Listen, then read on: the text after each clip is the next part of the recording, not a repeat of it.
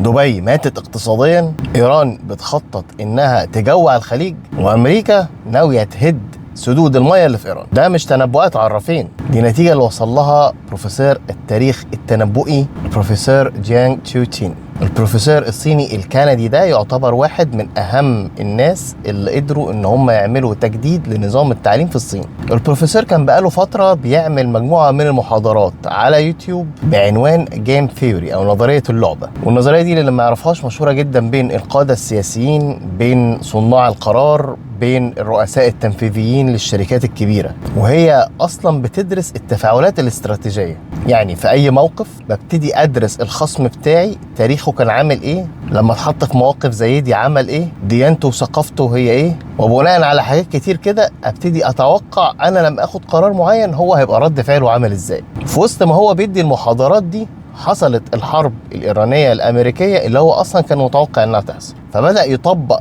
الجيم ثيوري دي على الحرب اللي بتحصل دلوقتي. في الاول البروفيسور وضح اسلوب كل من الطرفين. امريكا او الكيان استخدموا اسلوب اسمه تشوكاناو، ده اسلوب كده زي الصدمه، اعتمدوا فيه ان هم يقطعوا الراس الكبيره فمتوقعين ان الجسم يقع، وده نفس الاسلوب اللي استخدموه في فنزويلا مع مادورو. ولكن ايران مش فنزويلا، لان ايران قلب العقيده الشيعيه في العالم اللي بتعتبر نفسها اقليه وسط بقيه المسلمين. واوضح ان الاسلوب ده كان غلط لان هو مبني على عدم فهم حقيقي بالعقل الشيعي اللي متربي وعايش من اجل هدف واحد وهو الموت في سبيل الله والشهاده. فبالتبعيه ايران استخدمت اسلوب تاني اسمه الحرب الشامله او التوتال وور. بمعنى اخر، بدل ما كان نظامهم نظام مركزي له راس بيدي اوامر لبقيه الاطراف، اتحول لنظام لا مركزي بياخد اوامر من قاده كتير، كل واحد له مهمة معينة بينفذها مهما كانت الظروف، وفي الغالب مش بينسقوا مع بعض أصلا. وبعد كده بدأ يبين كل طرف بيقصد إيه بضرباته الحالية للآخر. أولا إيران، قال لك إيران ضربت كل القواعد الأمريكية في الخليج وبتركيز غير مسبوق على دبي، ومن هنا أتوقع موت دبي اقتصاديا لأنها فقدت القيمة الحقيقية اللي هي مبنية عليها بكونها مركز مالي وآمن للجميع، بما أنها تحولت لهدف فبالتبعية استحالة ترجع تاني زي ما كانت الأول من وجهة نظره. تاني حاجة غلق المضيق، قال لك الناس كلها مركزة في اللي بيخرج من المضيق، البترول والغاز وأثره على الاقتصاد العالمي وسعر البترول والحاجات دي كلها، بس في حاجة الناس مش واخدة بالها منها، اللي بيدخل بقى من المضيق. منطقة الخليج بتعتمد على 80% من الغذاء بتاعها مستورد جاي من بره، بما ان انت قافل اصلا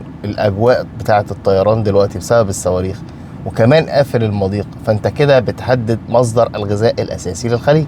تالت حاجة بقى، قال لك الضربات القادمة لإيران متوقع إنها تضرب محطات تحلية المياه، وبكده يبقى قطعوا مياه وأكل عن الخليج. طب إيه الهدف النهائي بقى من كل هذه الضربات؟ انهيار الخليج اقتصاديا واجتماعيا، مش علشان الخليج ولكن علشان ده هيدمر نظام البترودولار اللي من وجهة نظره هيؤدي إلى انهيار الاقتصاد الأمريكي. الناحية التانية بقى أمريكا والكيان هيبتدوا حرب مياه على إيران عن طريق ضرب السدود وخزانات المياه اللي موجودة عندهم، وهيبتدوا يستخدموا الحركات الانفصالية اللي بتعتمد على تنوع الأعراق في إيران إنها تبتدي تعمل قلائق داخلية علشان يفتتوا البلد من جوه. وتالت حاجة قال لك علشان يقدر ينفذ بقى الكلام ده هيضطر ان هو ينزل بوتس اون ذا جراوند او ينزل الجيش بتاعه داخل ايران، او هيستخدم بعض القنابل النووية علشان ينهي الموضوع ده كله. طب ايه الهدف النهائي لامريكا والكيان؟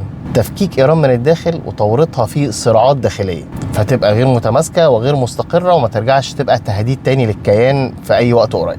لما تسمع بقى الكلام ده منه تبتدي تشوف الحرب اللي بتحصل دي بمنظور آخر. الموضوع مش خناقة وضربتين وماشيين، واضح ان كل واحد فيهم بيحاول يحقق أهداف صعبة شوية. ده ملخص المحاضرة دي اللي هي المحاضرة التاسعة في الجيم ثيوري في القناة بتاعته بريدكتيف هيستوري، بس هو ناوي يشرح أكتر وجهة نظره بناء على الجيم ثيوري لمسار الحرب، دور الصين، دور روسيا والاتحاد الاوروبي. عرفتم ليه انا بقول لكم الموضوع ده مش موضوع بسيط ويخلص في يومين ثلاثه؟ واضح كده ان كل واحد من الطرفين عنده هدف انه يخلص على التاني.